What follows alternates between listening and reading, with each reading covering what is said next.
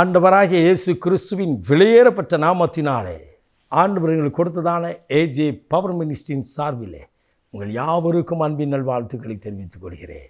இந்த அன்பின் வார்த்தைகள் நிகழ்வானது ஒவ்வொரு நாளும் இணையதளத்திலே ஒளிபரப்பப்படுகிறது. எனக்கு அருமையான சமூக ஊடகத்தின் மூலமாக கர்த்தருடைய வார்த்தை கடந்து போகும்படியாய் நீங்கள் உங்களுக்கு தெரிந்தவர்கள், நண்பர்கள், உறவினர் அனைவருக்கும் இதை காணும்படியாய் சொல்லுங்கள். கர்த்தருடைய நாமம் மகிமைப்படுவதாக. ஹல்லேலூயா, ஹல்லேலூயா. நாம் ஆண்டவர் கொடுத்த வார்த்தையை தியானிக்கப் போகிறோம். நீதிமொழிகளின் புத்தகம் 28ஆம் அதிகாரம் 20வது இறை வார்த்தை. உண்மையுள்ள மனிதன் பரிபூரண ஆசீர்வாதத்தை பெற்றுக்கொள்வார். உண்மையுள்ள மனிதன். இன்றைக்கு ஆண்டவர் கொடுத்த வார்த்தை ஆசீர்வாதங்களை பெற்றுக்கொள்கிறார். யார் ஆசீர்வாதங்களை பெறுகிறார்? ஒருவேளை நீங்கள் இப்படி நினைக்கலாம், கடவுளுக்கு பயப்படாதவனும் துன்மார்க்கனும் தன் இஷ்டப்படி சுற்றித் திரிகிற மனிதனுமாயிருக்கிறவன் இன்றைக்கு ஆசிகளோடும் அந்தஸ்துகளோடும் பதவிகளோடும் பட்டத்தோடும் உயர்ந்திருக்கிறானே.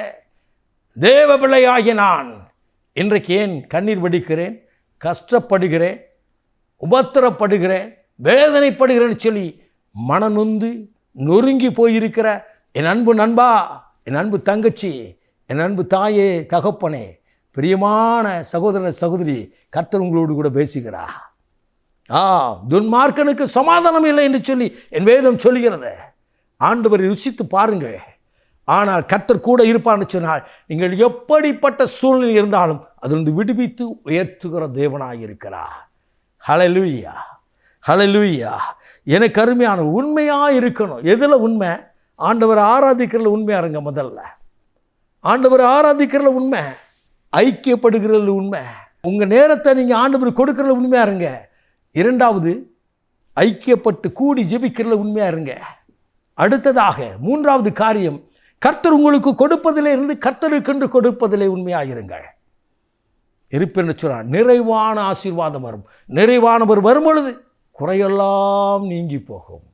எல்லா குறைகளும் நீங்கி போகும். உண்மையுள்ள மனிதனாய் தேவன் தெரிந்து கொள்ளப்பட்ட ஒரு பாத்திரம், தேவனால் ரட்சிக்கப்பட்ட பாத்திரம், ஆண்டவராய் இயேசு கிறிஸ்துவின் வெளியேறப்பட்ட நாமத்தினாலே அவருடைய இரத்தத்தினாலே கழுவப்பட்ட ஒரு தேவனுடைய பிள்ளை. முதலாவது அவனுக்கு தேவை, அந்த மனிதனுக்கு தேவை உண்மை. உண்மை என்று சொன்னால் என்ன? அது பரிசுத்தம். பரிசுத்தரை ஆராதிக்கும்படியாய், பரிசுத்தம் இல்லாமல் தேவனை தரிசிக்க முடியாது. தேவனை தரிசிக்க வேண்டும் என்று சொன்னால் இருதயத்தில் உண்மை இருக்க வேண்டும். முதலாவது கைகளிலே பரிசுத்தம் இருக்க வேண்டும், கண்களிலே பரிசுத்தம் இருக்க வேண்டும். உண்மையாக இருந்து பாருங்கள். எனக்கு அருமையானவர்களே, நீங்கள் தேடாத ஆசீர்வாதத்தை தெய்வம் கொடுப்பா. சாலமன் கேட்டான் தரிசனத்தில் கொடுக்கும்போது. ஆண்டவர் கேட்டா, நீ உலகத்துக்குரியதே கேட்கல, நான் கேளாத செல்வத்தையும் உனக்கு நான் கொடுக்கிறேன். நீ ஞானத்தை எல்லாவற்றையும் கேட்டாய். நானோ கனமும் ஐஸ்வர்யம் என்னாலே வருகிறது என்று சொல்லி தேடாத ஐஸ்வர்யங்களை கொடுக்க அவர் வல்லமை உள்ளவராக இருக்கிறார். பூமியும் பூமியின் நிறைவும் கர்த்தருடையது என்று என் வேதம் சொல்லுகிறது. இதை கேட்டுக்கொண்டிருக்கிற என் அன்பு சகோதரே, சகோதரனே, நான் கண்ணீர் வடித்து கஷ்டப்பட்டு இருக்கிறேன், வேலை வாய்ப்பில்லாமல் இருக்கிறேன், கண்ணீரோடு இருக்கிறேன், கொஞ்சம் மகிழ ஒரு குழந்தை செல்வம் இல்லை என்று இருக்கிறேன் என்று சொல்லி நொறுங்கி போய் இருக்கின்றீர்களா? ஆசீர்வாதம் பெற ஒரே ஒரு வழி, இயேசுவே வழி. இயேசுவே நானே வழி, நானே சத்தியம், நானே ஜீவன் என்று சொன்னாரே. அந்த ஜீவனுள்ள தேவன் சமூகத்தில் உண்மையாக இருப்பேன் என்று சொல்லி ஒரு பொருத்தனை எடுத்து பாருங்கள். தேவனை ஆராதிப்பதில் உண்மை, ஐக்கியப்படுவதில் உண்மை, தேவன் கொடுத்ததிலிருந்து தேவனுக்கென்று கொடுக்கிறது. அதாவது என்னுடைய உழைப்பிலிருந்து கர்த்தருக்கென்று நான் எதை செய்கிறேன்?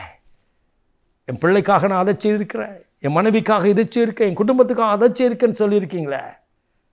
என் அன்பு நண்பா, உன்னோடு கர்த்தர் பேசுகிறார். கர்த்தருக்கென்று ஒரு சிறு பகுதி எடுத்து கர்த்தருடைய நாமத்திலே கொடுத்து பாருங்கள். நீங்கள் ஆசீர்வாதம் பெறுவீர்கள். ஹல்லேலூயா.